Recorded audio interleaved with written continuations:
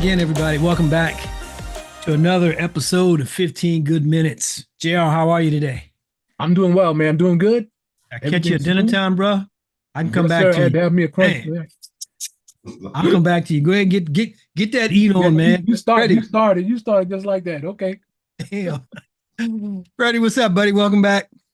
Thanks a lot. How you guys doing? Doing good, man. All Doing right, good. Freddie. First thing I want to do is congratulate Simone, Suni, Jordan, Jade, and Hezly, the team members for the women's gymnastics team. They won gold today, and for the team event, it was really fun to watch. Couldn't be prouder of them. For those of you that remember, 3 years ago, Simone she withdrew, had something called the twisties, but basically, I think she was overthinking it and things like that. And a lot of people came down on her. So I think that her comeback and the way that she led that squad was amazing. Even today, as we're taping, it's Tuesday. This morning before the event, she had another counseling session. So she's been keeping that up all this time. I think she's very comfortable in her own skin. One of the things that me and JR talked about last week was, would it be considered, a failure if she didn't get gold? And we both said no. But the fact that the team went out there and just did the damn thing, congratulations, job well done. Other Olympic news, women's and men's basketball, I think is progressing as we would expect. There was a bit of an issue, which kind of goes to something that JR mentioned last week about Steve Kerr trying to find his spot in the roster, and the fact that Tatum didn't play at all, and is that a problem? You bench a guy, and Steve Kerr, I thought he handled it as best he could, but y'all remember we talked about that before. Trying to find the right Combination or chemistry. You know what I mean? And then if you put people in, and you winning, I think that's got to be your first consideration, right? I mean, I think so. I mean, you can't. I mean, that's what you're there to do, win. You know what I'm saying? So this is not Little League where everybody got to get a few minutes. you got to get that sorry kid in first. You want to get him in right away because you got married on this team. There's no sorry kids. Exactly. Yeah, there's no sorry kid, but Kerr is watching the practice. He's seeing who's doing what they need to do and who's gelling. I mean, that's why they put him at the head. Nah. Well, that's my opinion.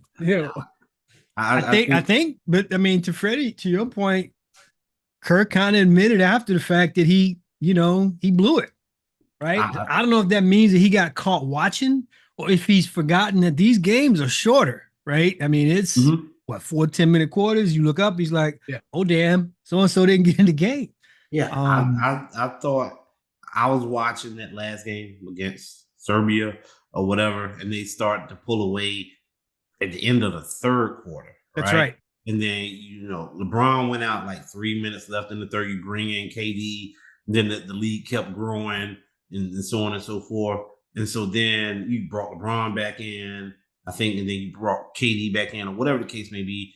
And the commentators, I think Dwayne Wade was there. He was like, Tyrese Halliburton, and at that point in time, and Tatum hadn't. I think to your point, I think he probably got caught watching the game and not paying attention. And not only is that on Steve Kerr, but that's also on the assistants. On the assistants, because the assistants, they ain't like these are regular assistant coaches. These are head coaches, right? Every one of them. Every one of them. The men's triathlon has been postponed because the rivers, how do you say it, Freddie? Seine, whatever. It's trash. It's worse than the Potomac. It's dirty. It's got sewage. It's got issues, man. How can you be hosting the Olympics and when they had a lot of rain the other day, all the sewage flooded in it? They can't do it because the river's messed up, man. And it's like they should do it like everybody else, fly them to another location. They have done that with some places, and I think to your point, I think that's an option. Last thing I'll say Olympic-wise is today in singles tennis, women's singles tennis, Coco Gauff lost in straight sets. Maybe we can table this and have a conversation on it later. I don't know if you consider it sportsmanship or not, but when she loses, She does different stuff. Today, she was on the court crying because, she had a disagreement. Whether or not the disagreement was fair or not isn't my point. I just think you're representing self and team, and in this case, country. At some point, you have to, go in the locker room, and if you have to break down, I'm with that. But I think she lost her composure and subsequently lost the match, JR, but it probably affected her the whole time. I mean, I don't know, Russ. Like you said, we can table this, but my thing is, how does a line judge get overruled by somebody sitting further? Now, to that point, what should have happened was they should have just replayed the point. So I'm not. You're 100% right. The call that caused her to go off was in dispute. But what I'm looking for is a little more toughness from the player. Yeah. All right. I said my point. I got to get over. I got to win this thing. She was probably going to lose anyway. Listen. Yeah. The last big tournament, last major was Wimbledon, right? She got ousted in straight sets. Prior to that, it was the French Open. She got ousted in straight sets. And in both cases, JR, she's demonstrative on the court when she's losing. She starts yelling at Brad Gilbert. Like now all of a sudden, Brad has to give you, some kind of thing. Yeah. She's young, but she's been losing for a while now, not, taking that spot. She won that one championship, and it might have made her feel. She won the US Open last year. But that's like past. You got to get better. If you can be a certain way when you win, you can be, yep. You can be that same way when you lose. And I don't know when she gets that, but I feel that for her, when she does, that's when you're going to see her ascend to what she can do. I'm watching other young people out there. The girl that she lost to from Croatia today was just mentally tougher and fought through the difficulty better than Coco. I want to pivot now. I'm going to go over to you, Gian, because, I know we got some baseball news. Trade deadline was today as we're taping. Anything that caught your eye, Major League Baseball? What caught my eye was the Dodgers. The Dodgers picked up some pitching. They picked up a hitter. They picked up Flaherty. They picked up a young kid from Chicago. There was like a 17 deal here today. And they got a young kid from the Marlins, I believe it is. His name is Albie. But I think they made the best trades, I think.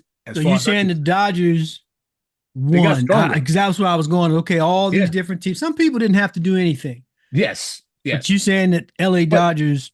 The Dodgers did well. The Yankees didn't do what I expected them to do. They got a reliever from a late reliever from San Diego, De Los Santos. So they picked him up. But we already know about Chase. I think the Mets did nothing. The Mets are going the same way they are going. I mean, they picked up players, but no names. But the Yankees upset me because they didn't go after the pitchers I thought they would go after. It's like they don't have that Steinbrenner in them. They don't. Because they had a lot of guys available. They had Tanner Scott available, Flaherty, who's the other guy? Groch, what's his name? I forgot his name. But this dude had all these stipulations on his contract. He had like, when I get traded, I want an extension immediately before I pitch. He had a couple. I can understand why the Yankees wouldn't go after him. No, that guy I can understand. But there was a lot of other pitchers out there. You have to also look at it like with teams, for example, say like the Yankees, let's say the Lakers, their compensation that they're going to have to give up is probably going to be more than say a team like say the Nationals. The Nationals. But see, here's the thing. But and teams know that. And so, so when you're that front office, you have to, because we know the Yankees has hit it. Because I was just thinking, like, what's going on with their bullpen? I mean, that's the problem. Just rocked them last week. That's the problem. I'm like, what's going on with the bullpen? But when you're a team like the Yankees, where you have hitting, right? And there's an issue with your bullpen, whether there's injury, whatever the case may be, guys not playing well, and you may want to address it at the trade deadline. Guess what? That price for you is going to be a little bit higher. Way high. Yeah. but see, this is my point, though. I talk about pitching every year about the Yankees because they always fall short in that area. Let me ask you a quick question, though, Mace. Hang on a sec.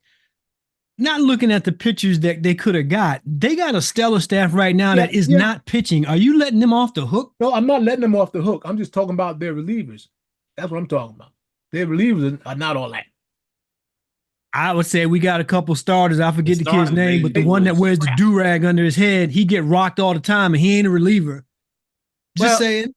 Yeah. Oh no. Even we got sorry starters too. At times, but it's not. It's like when the pitching is bad, you actually see it. So it's like, and maybe it's because the offense don't really cover up by scoring any runs. Well, that's where I thought you were heading, because I thought the weakness with your team was once you get past Judge and Soto, nobody was doing anything. So when they picked up Chisholm, I thought that was a plus because he can hit. But you're really more focused on pitching and not guys that can bring some offense. Well, no, I don't think we need the offense. I don't think we need any more offense. Okay. I really don't. No, only because Juan Carlos was out for a while. He came back, right? So Juan Carlos, what the hell? Second baseman, man. The guy they talking about moving Chase over there too. I thought they moved. Gleyber Torres. I'm sorry.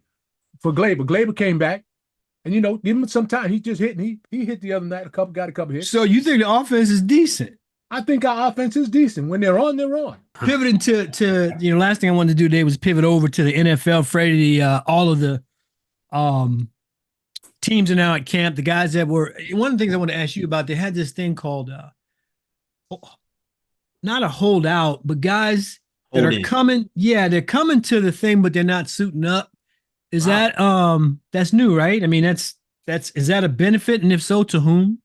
No, I don't think it's new. I think it's just something more now that we have more access to these teams in their training camp.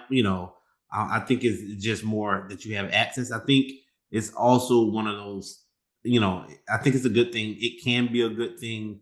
I got two questions for you related to camp.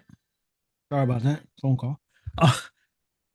On week 1, who's the starting quarterback for Pittsburgh? Right now, it would be Justin Fields. Me personally, I agree. I just didn't know. I mean, you're more plugged in on it than me, but that's my opinion. This is Justin Fields' 5th year, right? His 5th year option wasn't picked up, so Justin Fields is going to be a free agent next year.